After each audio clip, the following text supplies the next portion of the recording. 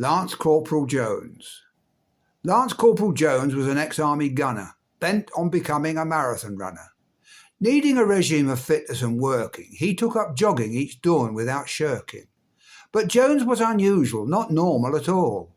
As short as a hippo, but wide as a wall. He weighed 20 stone, but was just 5'1", with bunter-like features, a figure of fun. When Jones started running, he frolicked along, train puffing and huffing a right carry-on. The noise that he made woke the sleep from their bed, a dissonant mayhem that filled one with dread. After a month of this strenuous effort, he kept complaining his legs and his heart hurt. 'Twas then his GP condemned his ambition. "You're way far too old and out of condition."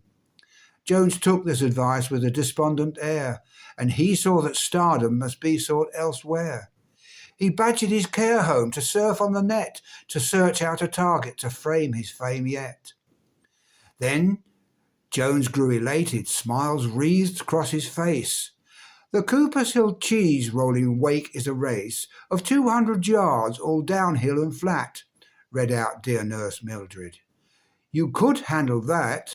"I could, yes I could," Jonesy answered with speed. And thus she made lists of the things he would need.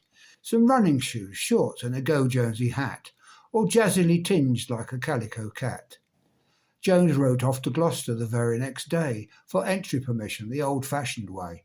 "Dear sirs, I request that I may be allowed to enter the cheese race. You see, I have vowed to make myself famous by hook or by crook and enter the world-famous Guinness's book as the oldest contestant ever to win," he wrote with a smirky, self-satisfied grin.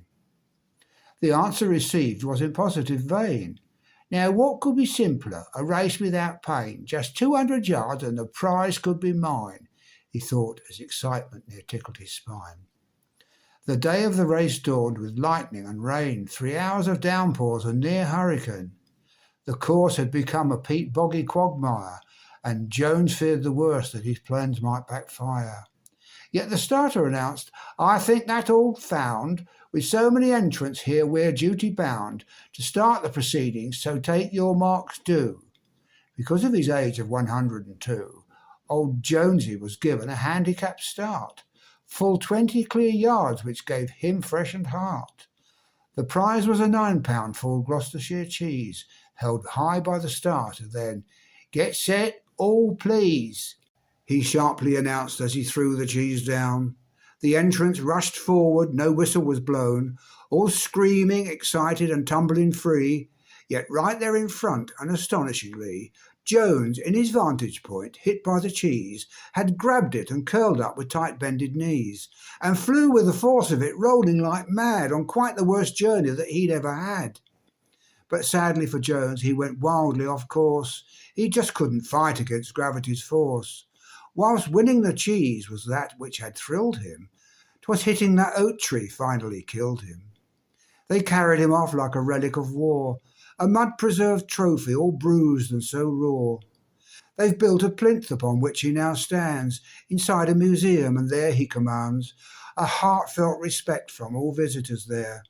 His moustache and medals quite give him an air of a treasured old warhorse bursting with pride, and a brave daring do which can't be denied. If you are visiting Gloucester's museum, ask where old Jones is, and pop in and see him.